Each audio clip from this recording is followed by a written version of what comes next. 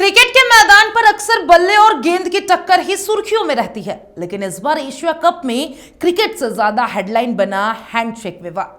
पाकिस्तान और भारत के बीच खेले गए मैच के बाद जब हाथ मिलाने को लेकर दोनों टीमों में तानातानी हुई, तब किसी ने सोचा भी नहीं था कि यह विवाद टूर्नामेंट के अगले मुकाबले तक लटक जाएगा।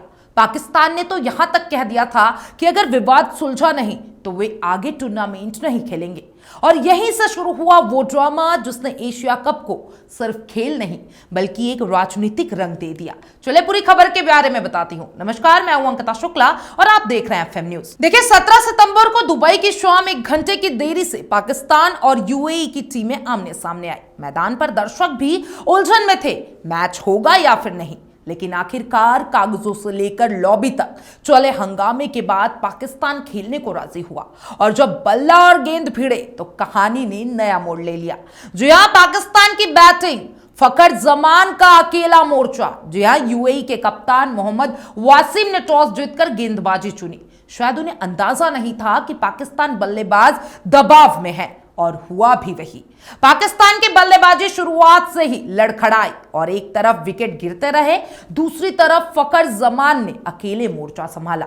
उन्होंने 36 गेंदों पर 50 रन ठोककर टीम को संभाला, वरना हाल और बुरा होता। शाहीन अफरीदी ने बल्ले से योगदान देते हुए 29 रन जोड़कर और टीम किसी तरह 20 ओवर में 146 रन तक पहुंच गई। यह स्कोर देखकर क्रिकेट एक्सपर्ट्स ने तुरंत कह दिया कि कम है, यूएई से आसानी से चेस कर लेगी। लेकिन क्रिकेट में सिर्फ आंकड़े ही कहानी नहीं लिखते, हौसला और गेंदबाजी भी बराबर मायने रखता है। पाकिस्तानी बल्लेबाजों को जिसने सबसे ज्यादा परेशान किया वो थे यूएई के गेंदबाज जुनैद सिद्दीकी। उन्होंने सिर्फ 18 रन देकर पाकिस्तान की 4 विकेट चटका दिए। वहीं सिमरजीत सिंह ने 3 विकेट लेकर पाकिस्तान के टॉप ऑर्डर को हिलाकर रख दिया। यूएई ने पाकिस्तान बैटिंग को खुलकर खेलने का एक भी मौका नहीं दिया। लेकिन क्रिकेट की सबसे बड़ी विडंबना यही है कि बैटिंग और बॉलिंग का संतुलन हमेशा बराबर नहीं बैठता। यूएई की गेंदबाजी कमाल की थी और उनकी बैटिंग उस स्तर तक नहीं पहुंच सकी। 146 के लक्ष्य का पीछा करने उतरी यूएई की टीम की हालत पहले ही ओवर में खराब हो गई। शाहीन अफरीदी और अबरार अहमद ने उनके बल्लेबाजों को खुलकर खेलने नहीं दिया। राहुल चोपड़ा ने 35 रन बनाकर थोड़ी उम्मीद जगाई, लेकिन जैसे जैसे रन रेट बढ़ता गया, यूएई के खिलाड़ी दबाव में टूटते चले गए। अंत में यूएई की टीम ने 17.4 ओवर में महज 105 रन पर ढेर होना पड़ा। 41 रनों की हार ने उनके सुपर 4 के सपने को तोड़कर रख दिया और पाकिस्तान को अगले दौर का टिकट दे दिया गया। पाकिस्तान के असली हीरो बने शाहीन शाह अफरीदी। उन्होंने पहले बैटिंग में 29 रन जोड़कर और फिर गेंदबाजी में सिर्फ 16 रन देकर 2 विकेट चटकाए। यूएई के बल्लेबाज उनकी रफ्तार और स्विंग के सामने टिक नहीं पाए। दूसरी तरफ अबरार अहमद ने भी 2 अहम विकेट लिए। गेंदबाजी यूनिट ने साबित कर दिया कि स्कोर चाहे कुछ भी हो, अगर इरादा पक्का है तो मैच अपने नाम किया जा सकता है। इस जीत के साथ ही पाकिस्तान ने एशिया कप के सुपर 4 में अपनी जगह पक्की कर ली है। लेकिन यह सवाल सिर्फ जीत या हार की नहीं है, बल्कि उस विवाद का भी है जिसने टूर्नामेंट को हिला दिया है। भारत के खिलाफ हुए मैच के बाद हैंडशेक को लेकर शुरू हुई तानातानी अब भी खिलाड़ियों और फैंस के बीच चर्चा का विषय है।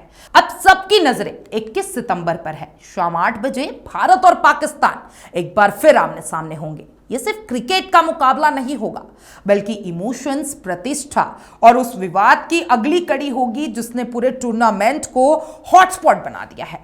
ग्रुप स्टेज में जब दोनों टीमें भिड़ी तो मैच के बाद जो घटनाएं हुई, उन्होंने सोशल मीडिया से लेकर टीवी डिबेट तक आग लगा दी। अब सुपर 4 में दोनों का टकराव और भी बड़ा होने वाला है। फैंस जानना चाहते हैं, क्या हैंडशेक विवाद का असर फिर देखने को मिलेगा? क्या मैदान पर मुकाबला सिर्फ रन और विकेट का होगा, या इसके बाहर भी ड्रामा चलेगा? ये सवाल अब हर किसी के मन में है। पाकिस्तान की धमकी, विवाद का साया और सुपर 4 में भारत से टक्कर, इन सब ने एशिया कप को मैच टूर्नामेंट रहने नहीं दिया। यह अब एक जंग का रूप ले चुका है, जहां हर गेंद और हर रन के पीछे सिर्फ स्कोरबोर्ड नहीं बल्कि ईगो और प्रतिष्ठा भी दांव पर रहेगी। पाकिस्तान ने यूएई को 41 रनों से हराकर सुपर 4 का टिकट ले लिया है, लेकिन असली परीक्षा अभी भी बाकी है। 21 सितंबर को भारत और पाकिस्तान के बीच होने वाले मुकाबले में एशिया कप की सबसे बड़ी लड़ाई मानी जा रही है।